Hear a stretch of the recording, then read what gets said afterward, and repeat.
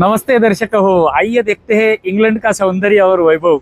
ये इंग्लैंड का सौंदर्य और वैभव देखने का हमारा आज का अंतिम दिन है। आज हम फिर से मैनचेस्टर में आए हुए हैं। हमारे पिछले चलचित्र में आपने आधा मैनचेस्टर देखा रहेगा। आज के चलचित्र में हम उर्वरित मैनचेस्टर देखना क्रमशः करने वाले हैं।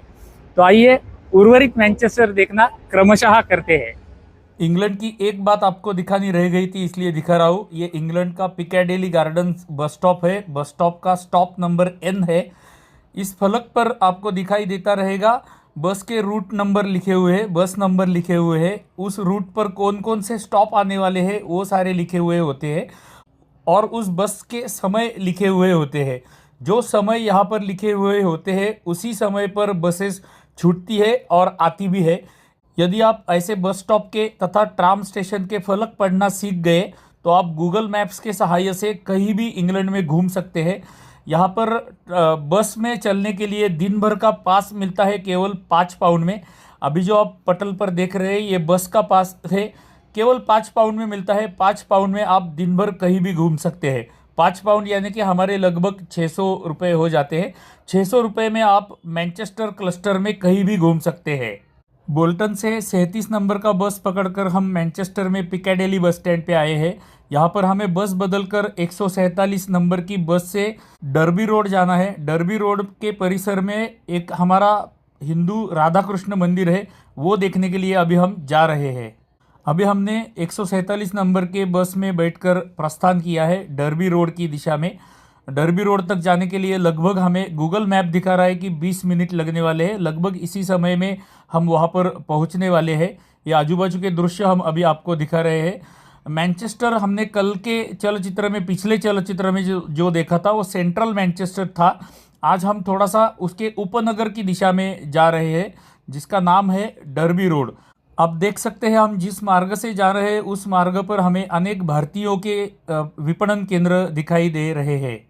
डर्बी रोड परिसर में हम बस से उतर गए हैं। इस दिशा में हमें जाना है। गूगल मैप हाथ में लेकर ही हम जा रहे हैं।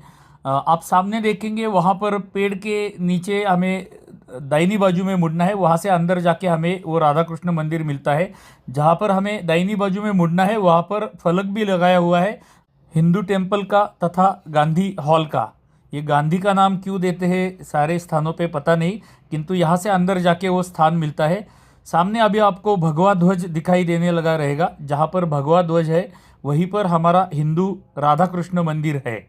माध्याह्न के लगभग 12 सवा 12 बजे है, फिर भी हमें अत्यंत ठंडी लग रही है क्योंकि वातावरण ही ऐसा है।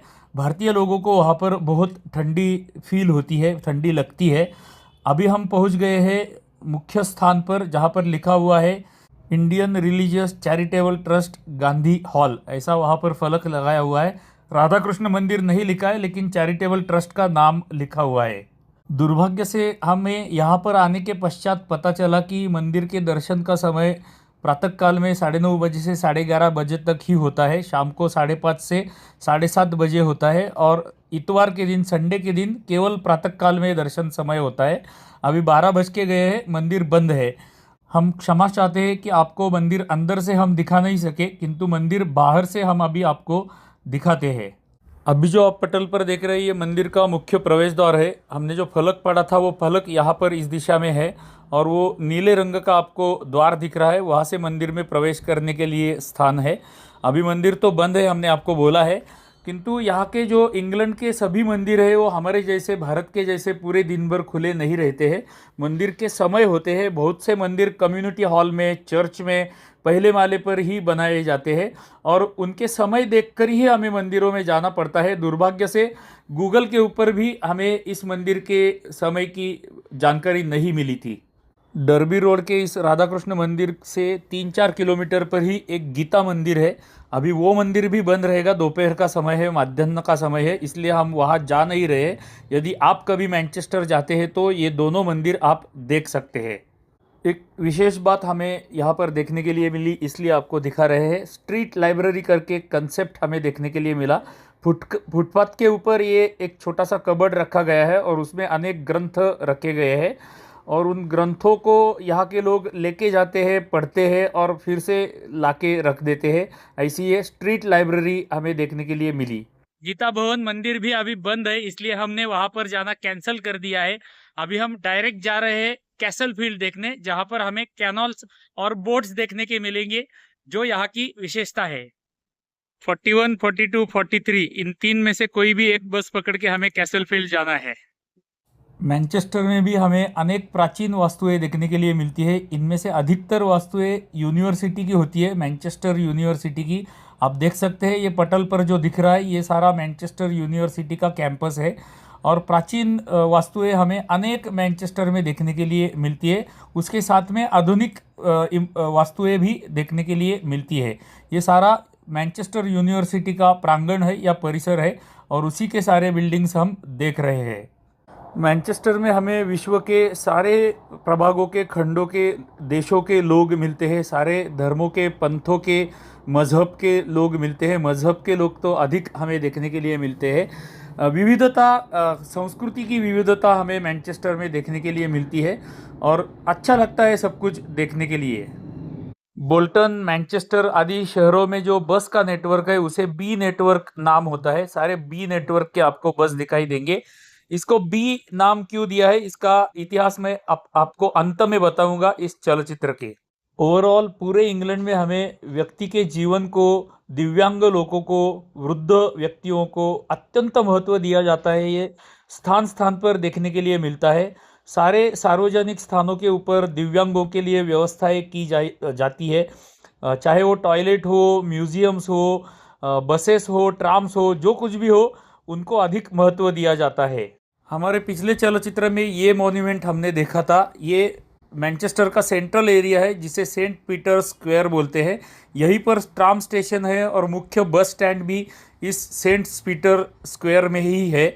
यहीं से हम इधर उधर घूम सकते हैं। घर से लाई हुई सब्जी भाजी हमने खा ली है। अभी हम कैसल फील्ड की दिशा में जा रहे हैं। मैनचेस्टर इंग्लैंड का औद्योगिक केंद्र है, इसलिए यहाँ पर ऐसे 5 स्टार होटल्स भी हमें देखने के लिए मिलते हैं। मिडलैंड होटल नाम का एक 5 स्टार होटल हमें देखने के लिए मिला। इंग्लैंड के किसी भी छोटे या बड़े गांव में आप जाइए, वहाँ पर आपको ऐसे स्टैच्यूज, मॉन्यूमेंट्स देखने के लिए मिलते हैं। प्रत्येक ग्राम में मिलते हैं। इस ऊंची वास्तु में 23वें माले पर एक कॉकटेल बार है। धनवान लोग यहाँ पर मद्य प्राशन का तथा जीवन का आनंद लेने के लिए आते रहते हैं। यह यहाँ की विशेषता है। इंग्लैंड में किसी भी ग्राम में आप जाएंगे तो आपको वहाँ पर ऐतिहासिकता तथा आधुनिकता दोनों का संगम देखने के लिए मिलता है।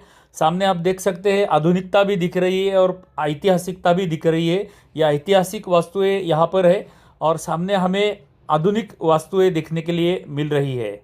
विश्व भर से पर्यटक तथा उद्योजक या व्यावसायिक लोग मैनचेस्टर में आते रहते हैं, इसलिए मैनचेस्टर में हमें सारे पद्धति का खाना मिलता है। भारतीय तो है ही, जापानीज, चाइनीज़, कॉन्टिनेंटल, मैक्सिकन, सारे पद्धति का खाना हमें उपलब्ध होता है। मैनचेस्टर की आधुनिकता मैं आपको दिखाता हूँ। ये ऊंची वास्तु आप देख लीजिए, नीचे से ऊपर तक मैं आपको दिखा रहा हूँ। बहुत ऊंची वास्तु है और पूरी कांच की ये बिल्डिंग बनाई गई है। अत्यंत सुंदर लगता है। आधुनिक विश्व में हम आए हैं, ऐसा यहाँ पर आकर हमें प्रतीत होता है। अभी हम धीरे धीरे चलते चलते कैसल फील्ड की दिशा में जा रहे हैं। वहाँ पर आपको सामने जो सेतु दिखाई दे रहा है, उस सेतु के आगे वो साइड में कैसल फील्ड है। हमने ऐसा सुना है कि इसी क्षेत्र में हमें एक रोमन एम्पायर का किला भी देखने के लिए मिलता है। किले के अवशेष देखने के लिए मिलते हैं। अभी जो आपको शुभ्र वर्ण की तथा काले रंग की भित्ति दिख रही है, वो किले के अवशेष है। रोमन एम्पायर के कालावधि का प्राचीन किला यहाँ पर था, ऐसे लोग बोलते हैं, और उसके ये अवशेष अभी हम पटल पर देख रहे हैं। अभी जो आप देख रहे हैं ये सब कैसल फील्ड का एरिया है। इस कैसल फील्ड के एरिया में 2 कैनल है, बड़े बड़े आकार के कैनल है, ऐसा लोग बोलते हैं। ये कैनलों को ऐतिहासिक महत्व है, क्योंकि व्यापार पूर्व कालावधि में यहाँ से इन कैनल से होता था, और उस कैनल्स के आजू बाजू में हमें रेस्टोरेंट्स देखने के लिए मिलते हैं, ऐसा हमने सुना है। अभी आपको सामने जो दिखाई दे रही है कैसल फील्ड गैलरी है। ये भी देखने के लिए अनेक पर्यटक विश्व भर से यहाँ पर आते रहते हैं। हम आगे आगे जा रहे हैं। कैसल फील्ड का पूरा एरिया है। कैनल तो अभी तक हमें दिखाई नहीं दी है। मैप पे तो दिखा रहा है कि हमारे राइट साइड में कैनल है, किंतु आगे जाके हमें देखना पड़ेगा कहाँ पर वो कैनल्स है। 150-200 वर्ष पहले के कालावधि में यहाँ से उन कैनल से बोट्स चलते थे, और व्यापार के बोट जो होते थे वो उन कैनल से जाते थे और 2 कैनल्स एक स्थान पर मिलने वाला ये स्थान है, इसलिए इसको व्यापारी दृष्टि से अत्यंत महत्व था। इस सेतु के नीचे वाले मार्ग से हम एक स्थान पर पहुंच गए। यहाँ पर हमें एक बड़ा कैनल दिखाई दिया। ऊपर तो सेतु बनाया गया है, आधुनिक सेतु लगता है ये, आधुनिक यानी कि 100 वर्ष पूरा प्राचीन सेतु रहेगा। यहाँ से बोट कैसे जाते रहेंगे हमें पता नहीं चला, किंतु जो हमने सुना था, इस स्थान के विषय में पढ़ा था, वो सब कुछ हमें यहाँ पर देखने के लिए मिल रहा है। अनेक सेतु हमें देखने के लिए मिलते हैं यहाँ पर। हमने कुछ लोगों को पूछने के पश्चात हमें पता चला कि हम योग्य स्थान पर आए हैं। सामने जो लकड़ी का सेतु आपको दिख रहा है, ये प्राचीन ऐतिहासिक सेतु है और उसके वो साइड में रेस्टोरेंट्स है जहाँ पर लोग एंजॉय करने के लिए आज भी आते हैं। ये है सारा कैसल फील्ड का एरिया और ये कैनल आगे जाके दूसरे बड़े कैनल को मिलता है और उस कालावधि में नौकाओं का आना जाना यहाँ से होता था। इस कैसल फील्ड के क्षेत्र में हमें अनेक पर्यटक तथा उनको इनकी जानकारी देने वाले गाइड्स भी देखने के लिए मिले। गाइड्स लेकर लोग यहाँ पर आते हैं और इस क्षेत्र की जानकारी लेते हैं। यहाँ के कैनल के तट पर होने वाला रेस्टोरेंट आपको दिखाना रह गया था, वो मैं अभी आपको दिखाता हूँ। सामने आप नीचे देखेंगे तो आपको एक फव्वारा दिखाई देता रहेगा। वो फव्वारा कैनल में बनाया गया है, सुंदर दिखता है और उसके बाई बाजू में हमें रेस्टोरेंट दिखाई देता है। मैं थोड़ा सा आपको जूम करके दिखाता हूँ। ये रेस्टोरेंट है और उसके सामने वो फाउंटेन बनाया गया है। ये सारा कैनल का परिसर है। ऐसे रेस्टोरेंट यहाँ पर बहुत है। मैनचेस्टर में पैदल घूमते समय हमें अनेक ऐसे मधुमक्खी के स्टैचूज़ बनाए हुए दिखाई देते हैं। विविध रंगों के, विविध आकारों के मधुमक्खी के स्टैचूज़ हमें देखने के लिए मिलते हैं।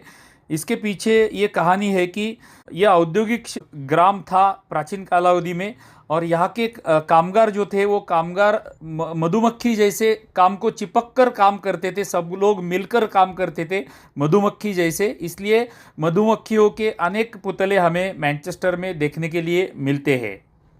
ये गोरे लोग भारत को बोलते हैं कि भिखारी भारत में बहुत होते हैं, किंतु हमें इंग्लैंड के प्रत्येक ग्राम में ऐसे भिखारी देखने के लिए मिले जो गिटार या क्लैरोनेट बजाकर भीख मांगते हैं।